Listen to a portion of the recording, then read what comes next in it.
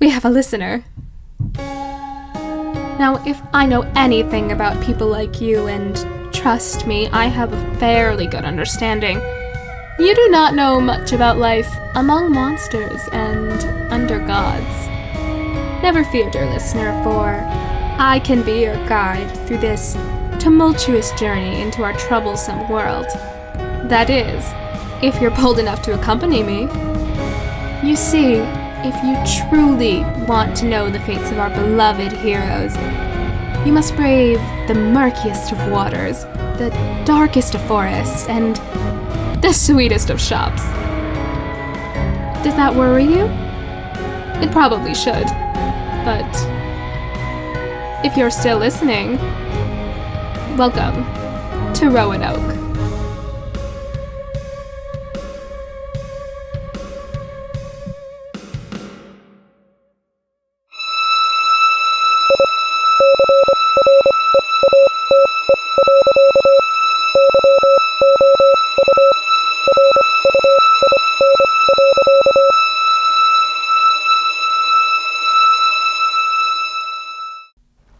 Edith had never been on a boat before.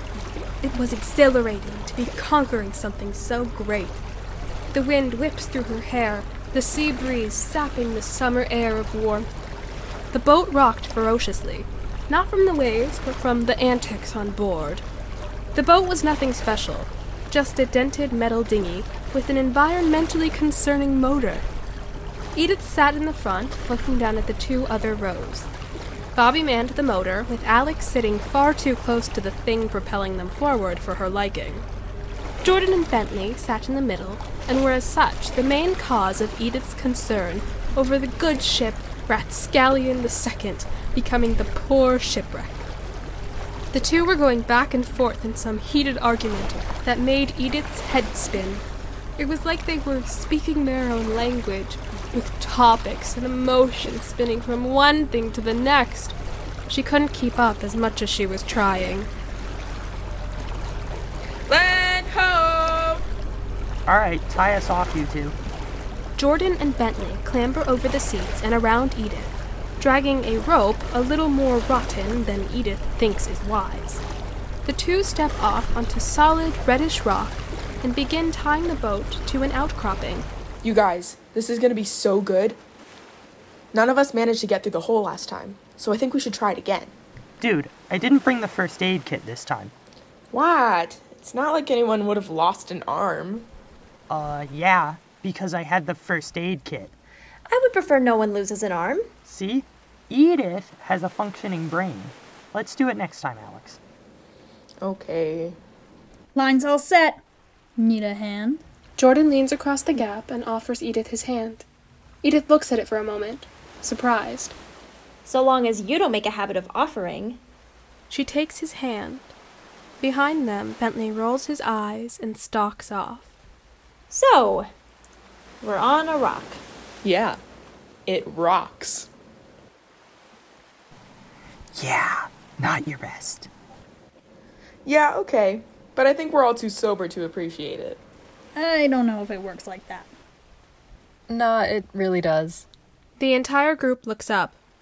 Bentley, who is decidedly also too sober to deal with other things besides poor jokes, unless one would include his, current mindset, if you've noticed, is perched far above the group. Edith glances about and can make out grooves in the rock that could pass as a path upward. What, wanted to beat us all to the fun, Lee? More like to get some peace and quiet. As if! Maybe he's onto something. Is all you guys do bicker? Or are we actually going to see some action today? Yeah, we are! Let's get to it. The kids race up the rock, jostling each other and laughing. Edith follows just behind them. The rock finally levels out to a more flat surface, narrowing to a single point. The so-called Devil's Curtain awaits. Took you all long enough. Yeah, well, you're not the one who had to carry the cooler. We're gonna be going in the water. Why would you bring the cooler up here? Yeah, Alex. Why did you have me bring this up here? You know I'm an idiot. This is why no one listens to me. Oh, go cool off. You can have first jump. Unless I beat you to it. The two inexplicably begin to race each other to throw themselves off of a ledge. As they pull their shirts off and toss them at the other, I will never understand teenage boys, Edith steps closer to the edge. Oh. While climbing, she had lost track of just how high they were going. The sea swirls beneath her, crashing against the rock. The wind is thunderous. Their bodies are blurs beside Edith as they leap off the cliff. In a flash, they disappear beneath the dark tide. One beat, then two, and then they resurface, splashing each other and hollering. You guys are crazy! This wasn't already established? How observant. Come on, what happened to a leap of faith? A certain rotting sign flashes in Edith's mind, and while she has gotten out here, she is still not a daredevil. Not really. Yeah, this whole experience was enough of that. Oh, I'll get you off the edge soon enough. Jordan sends Edith a wink and then grabs Bentley's arm, shocking him out of his pouting. There's no way you're sitting this one out, Lee. And let you take all the glory? Yeah, right. Finally, a smile slides onto Bentley's face, one Edith hasn't seen a lot of. Jordan drags Bentley along, and in a second they're running past Edith at full tilt. She settles on the ledge, shoes off, feet dangling. As the wind works through her hair, the high sun warming the rock beneath her, she breathes. It's easy to forget monsters and mayhem and mysteries right here, so above everything else. Hey, new girl. She looks down. Bobby is waving ridiculously up at her. She waves back.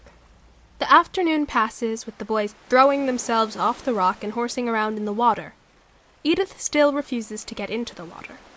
She wasn't lying about her swimming skills, but she doesn't like how strong the waves are weighed against her chances. Besides, she's still not interested in jumping off of a cliff. Instead, she soaks up the sun and the company of others as she is slowly enveloped into their fold, sharing their jokes and stories with some of her own. The dread that had draped across her shoulders, instead, settles into a pocket. Still there, but significantly lessened. The only thing casting a shadow over the day is Bentley's funk, something Edith still can't understand. He's moping around her, but as soon as he turns to the rat pack, it fades away. She's on her back at the cliff top, when the shadow himself passes over her. If you're trying to sneak up on me, it won't work. You're dripping seawater onto my forehead. Can we talk? Oh. She pops an eye open, sitting up, less at the request and more at the tone of Bentley's voice. She hasn't heard him sound like this. So earnest. So clearly trying to do something. Maybe she can meet him halfway. Yes, but I, just wanted to say first, thanks for inviting me. What? I know I was apprehensive about this, but this was really fun. I haven't had a group... This was good. Thank you.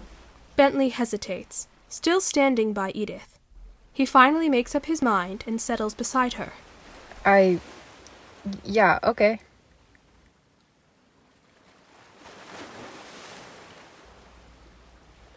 Did I do something? Like you don't know. I don't, actually. About this whole thing. You've been off ever since I met up with your friends. You can barely look at me without getting annoyed. What did I do? It's not you, it's just... Ugh. Bentley, what is it? Believe me, I'm trying my best to read your mind right now. This is like what happened back at home. One day I have friends, and the next day they can't stand me, and I'm alone. I can't do that again. Not when I thought... Wait, how can you not see it? Why are we fighting?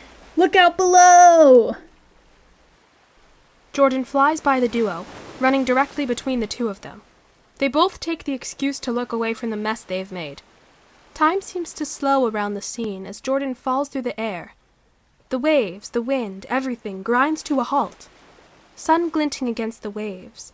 It's not Jordan that has caught her eye this time, or the other boys paddling off in the distance. Edith leans forward, watching the water, squinting. A cloud passes overhead, a black shape against the water.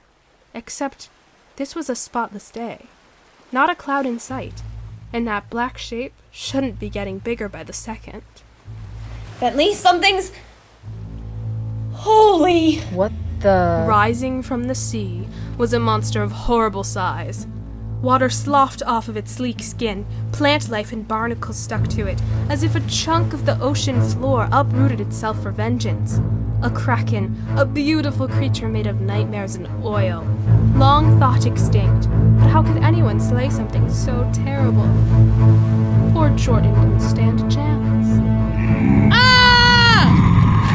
Jordan, no! Oh my god! Oh my god, oh my god, oh my god! We have to get to the middle! Jordan? Jordan! Bentley, he's gone! No, you can't know that. You would need divine intervention to survive that! You really would. And we're going to need some ourselves if we don't move! Edith grabs Bentley and drags him. Watch out! The Kraken has surged out of the water, and Edith is looking straight into a pointed beak. The chunk of rock tumbles inside. The Kraken bites clean through. She stumbles back, just out of reach of another tentacle. It slams to the ground, curling wildly, searching with a violent passion for its prey. We need to get to the middle! It can't reach that far! The Kraken is circling them, lashing out at the rock. Bentley is not a willing participant to this rescue plan, fighting against Edith. She is scrambling for a plan, any plan, and this utter tool isn't making things better.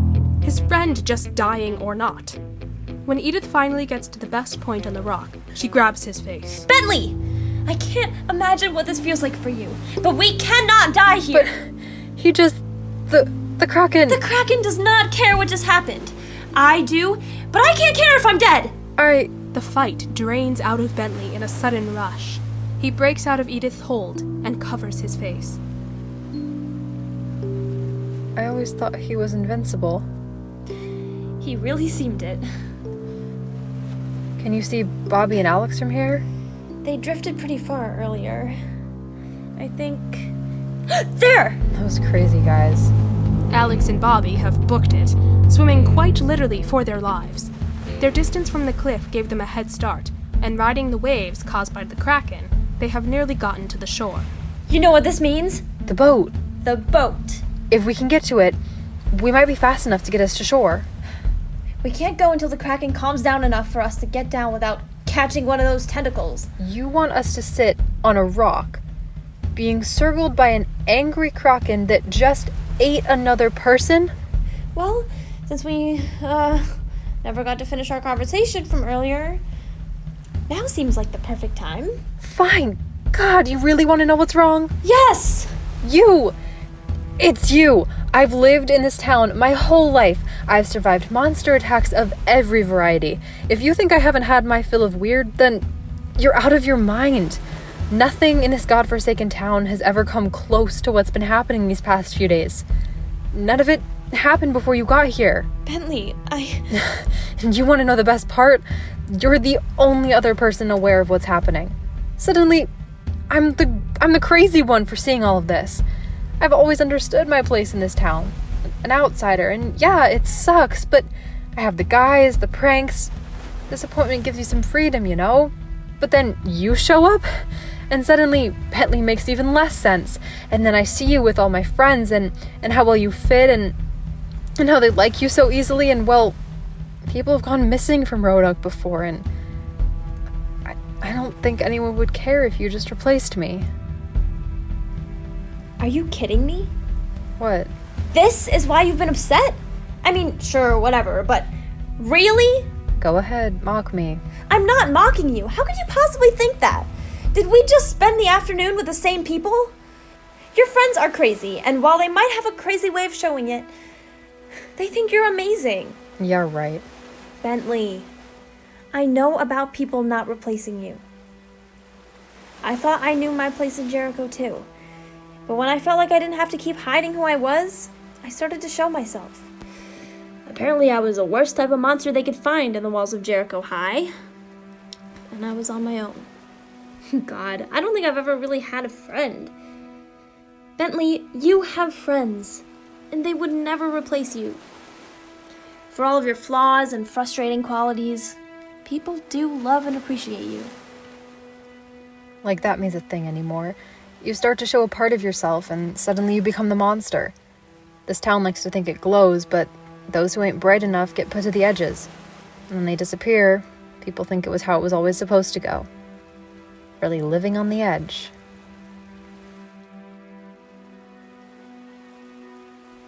What if I told you you don't have to be on the edges anymore? Then you're off your face. Let me rephrase. We're both outsiders. Yet, we're the ones who see what's really going on. If we work together, if we actually do this, we can unravel this town. You'd have to put up with me to do that? Aren't I already doing that? Not very well. I'm sorry you had to deal with all of that on your own. Same for you. I meant what I said about inviting me. I'm glad you came. Oh. Yeah, after all this, I don't think I can say the same. I don't think I can ever come back here. Well then, do you trust me? Yeah, I do. Then let's get out of here. Edith shoots up, grabbing Bentley's wrist and pulling him up. The air has grown still, even the wind dying down to watch and listen. The Kraken has calmed, but neither of the duo is stupid enough to believe it's gone. Bentley yanks the cooler with him, and they fly down the path. Edith nearly goes careening over the edge, pebbles breaking loose and falling to the dark depths below. But Bentley tightens his hold and keeps her grounded. They can't look for the Kraken. They can't look for the distant shore. All they can do is run for their lives, because they know there is something more than gnawing loneliness, becoming monsters by being human, towns that can't understand its inhabitants or its secrets, and they have so much left to do. So, they get to the boat, Bentley gunning for the engine and Edith ripping the knot undone. Her heart thrums beneath her skin, and as soon as the engine roars to life, the knot comes undone. The boat rocks violently as she throws herself inside, already pulling away. Bentley wings a hairpin turn and takes off to shore. Do you see it? Not yet. Just keep going. Edith grips her seat, her head on a swivel. The sea is calm, so calm, and Edith wonders how she could ever believe this was such a paradise with dangers lurking below. Guys! You can do it! We're almost there! Which is exactly when the Kraken reappeared. Bentley! I know, Sprinkles! He pushes the boat even further, smoke belching from the motor. The Kraken slowly rises from the water, tentacles darting through the water with ballistic speed. Edith grabs the cooler and hurls it at the Kraken. It bounces off its skin. She clambers from the front of the boat, face pale, breathing hard. Bentley's fingers have gone white around the motor. Come on, come on, come on! The Kraken surges forward, its mouth fully exposed, rows and rows of razor-sharp teeth behind it. The sea surges around them. The beach is fast approaching. But is it enough? Can they do this? The Kraken is gaining. Jump! Ah! The duo leaps, flinging themselves through the shallows. They finally escape the tide's magnetic pull and they are free, bounding up the sand.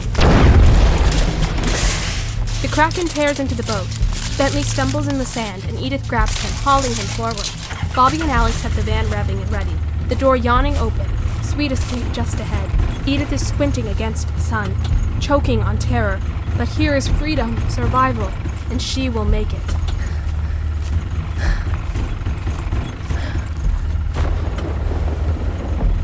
What? The van waits ahead in a perfect, sunny haze, and they can leave this terrible day behind.